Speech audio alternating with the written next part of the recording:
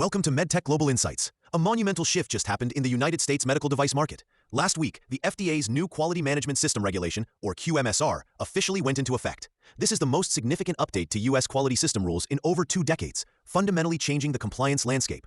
The new rule replaces the long-standing Quality System Regulation, known as the QSR, and aligns it with the global consensus standard ISO 13485-2016. This move signals a major step towards global regulatory harmonization, but it also creates immediate complex challenges for manufacturers. So what does this change actually mean for your business? It is not a simple rebranding of old rules. The core of ISO 13485, and now the QMSR, is a comprehensive risk-based approach that must be integrated into the entire product lifecycle. This is a more demanding and holistic view of quality management. Furthermore, the FDA has retired its old inspection method, the Quality System Inspection Technique, or QSIT. It has been replaced with a new compliance program manual.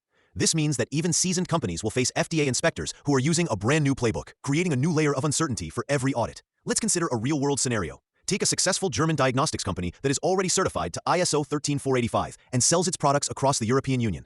In the past, entering the US market meant building and maintaining a largely separate quality system to meet the FDA's unique QSR requirements. Now, with the QMSR, it seems simpler on the surface. However, their leadership is now asking critical questions. Is our current ISO 13485 implementation truly sufficient for an FDA inspection? What specific clauses from the old regulation are being retained by the FDA? How do we document our risk management activities to satisfy an inspector trained in the old system but enforcing a new one? This isn't just a documentation issue, it's a strategic problem that could delay market entry by months or even years if handled incorrectly. Our observation is that manufacturers with existing ISO 13485 certifications have a significant advantage, but they cannot afford to be complacent. The FDA did not simply adopt the international standard, it incorporated it by reference, while adding its own specific definitions and requirements. This means a detailed gap analysis between a company's current quality system and the final QMSR rule is not just recommended, it is absolutely essential.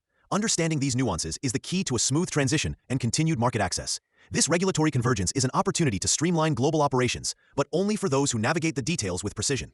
As the medtech world adapts to this new reality in the US, having a partner with deep expertise in both FDA regulations and global standards is invaluable. If you are assessing the impact of the QMSR on your business or planning your US market strategy, please contact us. You can email us at info@pureglobal.com or visit our website at pureglobal.com.